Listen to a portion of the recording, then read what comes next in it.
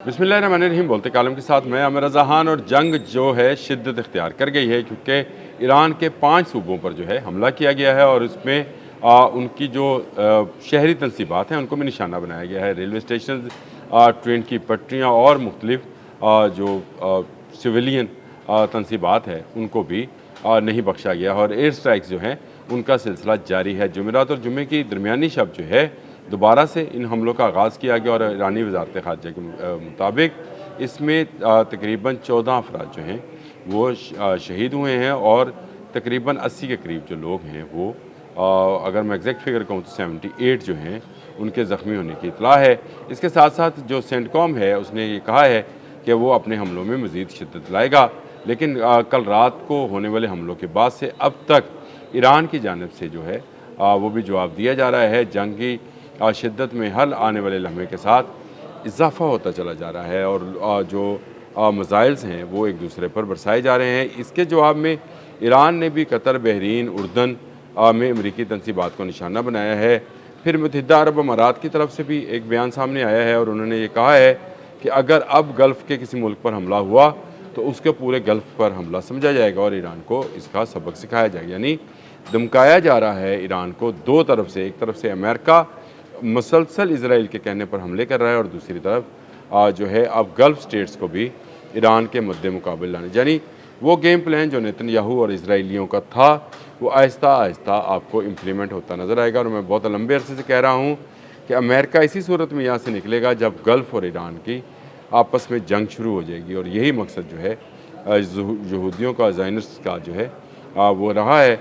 इसीलिए वो दुबई को और शारजा को और अबू धाबी को जो है मजबूत करने की बातें करते रहे हैं। इस वक्त भी IDF इसराइली डिफेंस फोर्सेस के बहुत सारे जो फ़ौजी हैं वो मौजूद हैं दुबई के अंदर, दुबई में और जो मुत्तहिदा अरब अमारात की बाकी रियासतें हैं उनमें मौजूद हैं। और अब ईरान को धमकाया जा रहा है, लेकिन ईरान क्या करे? ईरान जहाँ से हमला होगा वहाँ पर इसका जवाब देगा। कुवैत हो, बहरीन हो, उर्दन हो या कोई भी मुल्क हो, वहाँ से अगर हमला होगा तो ईरान उसका जवाब देगा। कल ईरान ने तकरीबन 11 के करीब बैलिस्टिक मिसाइल जो हैं मुख्तलिफ अमरीकी फ़ौजी अड्डों पर गिराए और इनको बरसाया। कुछ को नाकाम बनाने की कोशिश की गई और कुछ नाकाम हुए भी, लेकिन कुछ ने कामयाबी हासिल की और अमरीकी फ़ौजी अड्डों को तहस नहस कर दिया। इसके जवाब में अमरीकी एयर स्ट्राइक्स जो हैं वो जारी हैं और उन पर 5 सूबों के अंदर मुख्तलिफ़ इलाकों में अगर आप कहते हैं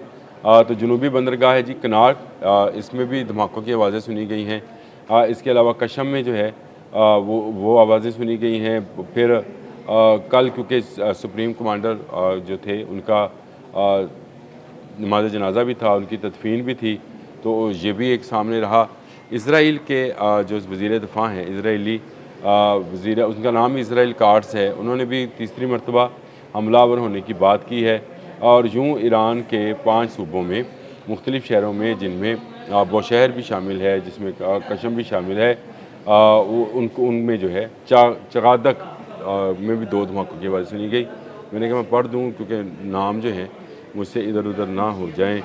सूबा सिस्तान में भी जो है 3 धमाके सुने गए जिसमें लोगों के हलाक और ज़ख्मी होने की इतलात हैं। इसके अलावा मैंने आपको बताया कि पुलों को और ट्रेन की पटरियों को और रेलवे स्टेशन और बस अड्डों को भी निशाना बनाया जा रहा है। यानी अमेरिका खुलकर सामने आ गया है। और यह तो शुक्र हुआ कि 4 करोड़ के करीब जो आवाम बाहर आई और उन्होंने आयतुल्लाह अली ख़ामनेई के जनाजे में शिरकत की और उनकी तदफीन जो है इमाम रज़ा के रोज़े के सहन में हो गई। और उस दौरान जो है कोई ऐसा बड़ा सानिया या वाक़या पेश नहीं आया। लोगों का अज़म, हौसला और उनके जज्बात इस मौके पर दीदनी थे।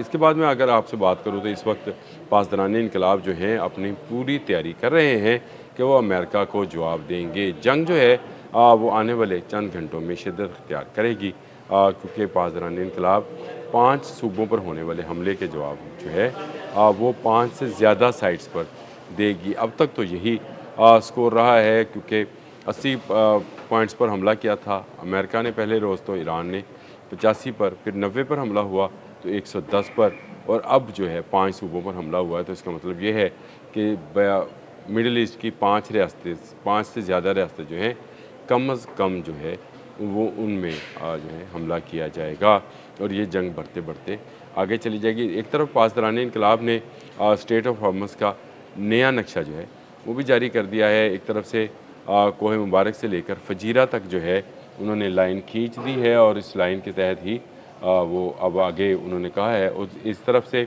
अगर दूसरी तरफ देखा जाए तो उम्मे अल कवैन से उन्होंने जो है खींची है लाइन, जो कि कशम आइलैंड के आखिर तक है। यानी 2 लाइनें हैं, मैं नक्शा साथ दे रहा हूँ आपको, जिसमें उन्होंने कहा है कि ये हमारा इलाका है।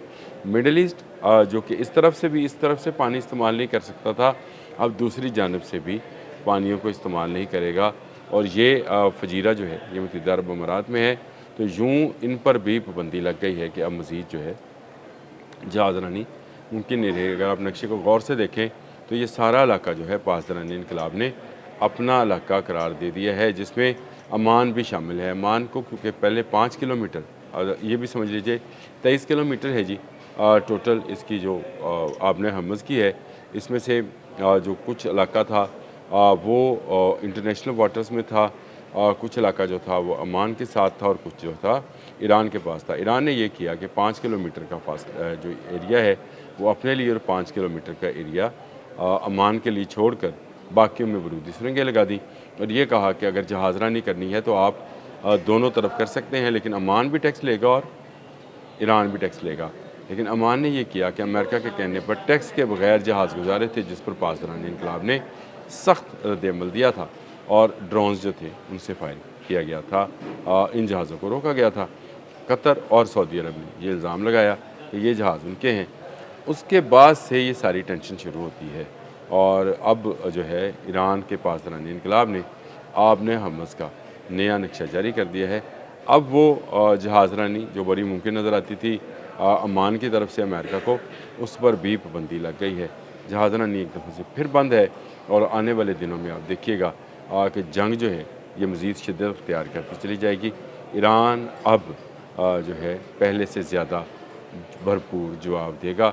ईरान इसकी तैयारी कर चुका है। जंग बंदी के दौरान ये जो 2 माह गुजरे हैं इसमें उन्होंने अपने तमाम वो जो वसाइल हैं बरूए कार लाते हुए पूरी तैयारी की अपने बैलिस्टिक मिसाइल्स पर, अपनी एटमी टेक्नोलॉजी पर, और उन्होंने अब नई हिकमत अमली जो है उसके तहत हमले करने हैं, जिसमें शायद तेल की तनसीबात यानी पेट्रोकेमिकल्स की जो इलाके हैं उन पर भी हमला शामिल है।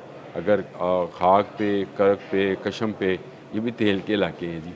ये क्योंकि इन जजीरों पर हमला होगा, 5 सूबों पर हमला किया गया है, सिस्तान भी उसमें शामिल है, हाक भी शामिल है, तो फिर ईरान भी इसका पलट कर 5 से ज़्यादा रियासतों में जवाब देगा। कतर से लेकर दुबई, फजीरा तक जो है आपको धमाकों की आवाज़ें सुनाई दे सकती हैं।